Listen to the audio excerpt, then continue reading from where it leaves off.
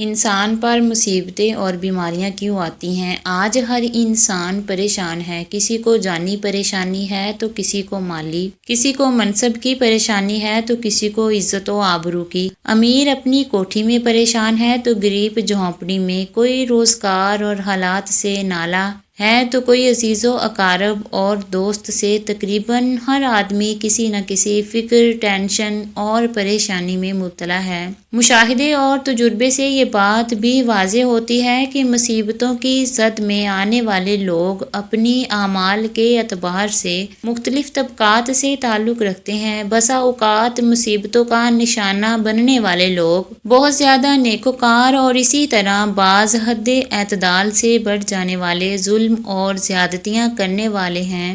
نیکوکاروں کو مصیبتوں میں مبتلا دیکھ کر لوگ بالعموم دکھ اور غم کی کیفیت میں مبتلا ہو جاتے ہیں اور اللہ تبارک و تعالیٰ کی بارگاہ میں ان نیکوکاروں کے لیے رحمت کی طلبگار بن جاتے ہیں، جبکہ اس کے برعکس مجرموں اور متکبروں کو برے انجام سے دوچار ہوتا دیکھ کر لوگ عبرت حاصل کرتے ہیں۔ اللہ تبارک و تعالیٰ کے نیک اور برگزیدہ بندے جب مصیبتوں میں مبتلا ہوتے ہیں تو یہ اللہ تبارک و تعالیٰ کی طرف سے ان کا امتحان اور آزمائش ہوتی ہے۔ چنانچہ اللہ تبارک و تعالیٰ سورہ بقرہ کی آیت نمبر 255، 256 اور 257 میں ارشاد فرماتے ہیں، اور البتہ ہم تمہیں ضرور آزمائیں گے، کچھ خوف اور روح سے اور مالو جانوں اور پھلوں میں کمی کر کے، اور خوشخبری دے صبر کرنے والوں کو وہ لوگ کہ جب انہیں کوئی مصیبت پہنچتی ہے تو وہ کہتے ہیں کہ بے شک ہم اللہ کے لیے ہیں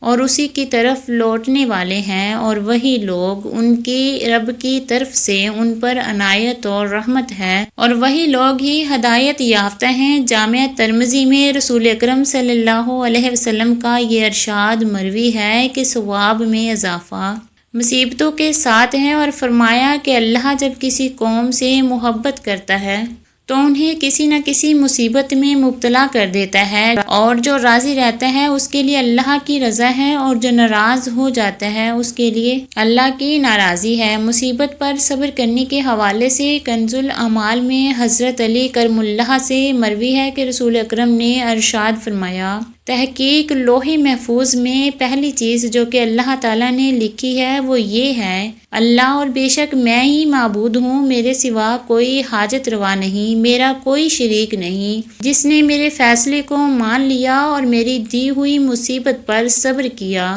اور میرے حکم پر راضی رہا، میں اسے اپنے یہاں صدیق لکھ دیتا ہوں اور اسے قیامت کے دن صدیقوں میں اٹھاؤں گا۔ رسول رحمت صلی اللہ علیہ وسلم کی تاریخ انبیاء کا مطالعہ کرنے کے بعد یہ بات سمجھ میں آتی ہے کہ انبیاء کی بڑی تعداد نے اپنی زندگی میں مختلف طرح کی مشکلات اور تکالیف کو خندۂ پیشانی کے ساتھ برداشت کیا۔ حضرت نوح علیہ السلام کو 900 برس تک اپنی بستی والوں کی عداوت، شقاوت، مخالفت کا سامنا کرنا پڑا۔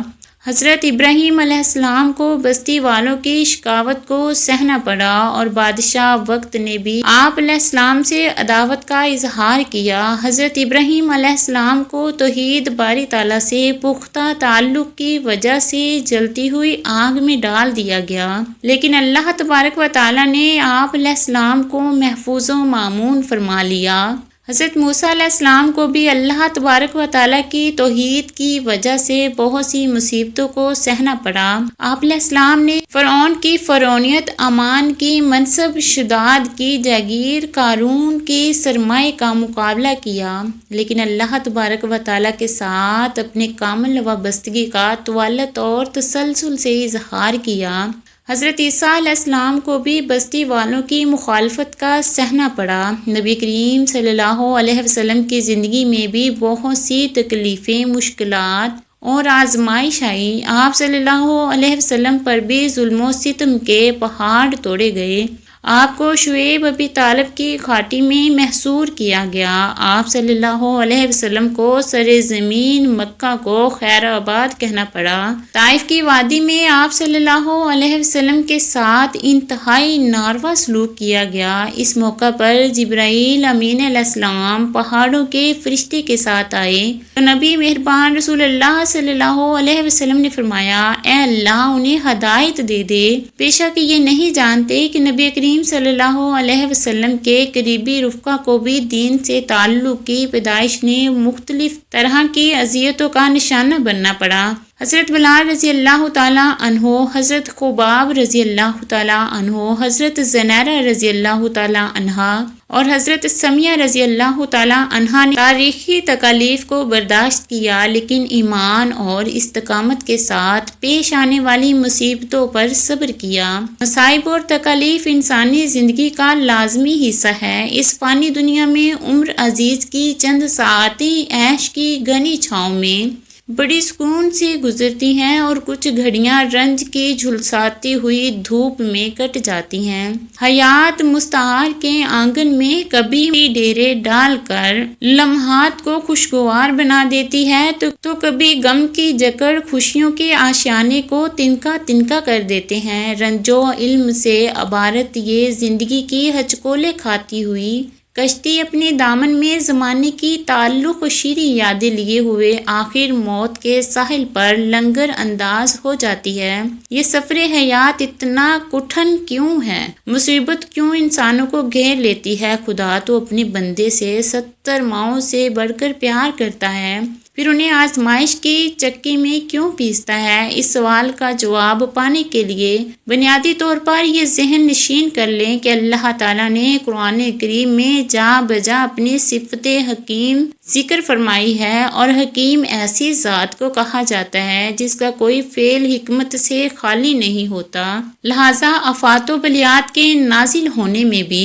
اس کے حکیمانہ فیصلے اور دانشمندانہ امر کو دخل ہوتا ہے۔ اب وہ کون سے اسباب و وجوہات اور کیا مصلحتیں ہیں جن کی وجہ سے بلائیں اترتی ہیں، تو قرآن سنت کے متعلق ہی روشنی میں اہل علم نے وجوہات کا تعین کیا ہے۔ رسول مصائب کی پہلی وجہ مومن بندے کی آزمائش ہوتی ہے۔ اللہ کی ذات علم الغیوب ہے، لیکن اہل دنیا پر واضح کرنے کے لیے میرا بندہ مصیبت آنے پر صبر کرتا ہے یا بے صبری کا مظاہرہ کرتا ہے، مختلف طریقوں سے آزماتا ہے۔ ارشاد باری تعالیٰ ہے، اور ہم تمہیں کچھ خوف اور بھوک سے دوچار کر کے اور مالوں اور جانوں اور پھلوں میں نقصان کر کے ضرور آزمائیں گے۔ دوسرا سبب مسلمانوں کے گناہوں کا کفارہ ہے۔ اللہ تعالیٰ مصیبت میں مبتلا فرما کر گناہوں کا بدلہ دنیا میں ہی دے دیتے ہیں اور آخرت کی سزا سے بچا لیتے ہیں۔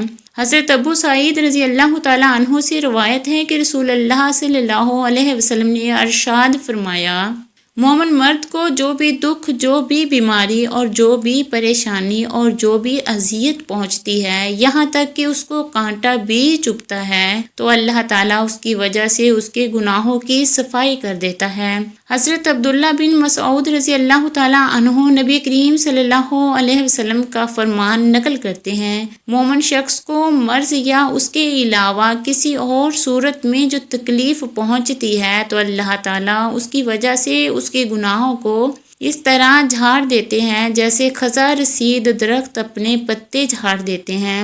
اور ایک وجہ نیک متقی لوگوں کے درجات کو بلند کرنا ہے۔ انبیاء، اولیاء اور سلف صالحین کے سوانح پڑھنے معلوم ہوتا ہے کہ ان کی زندگی میں بڑے کھٹن حالات اور دشوار گزار مراحل آئے۔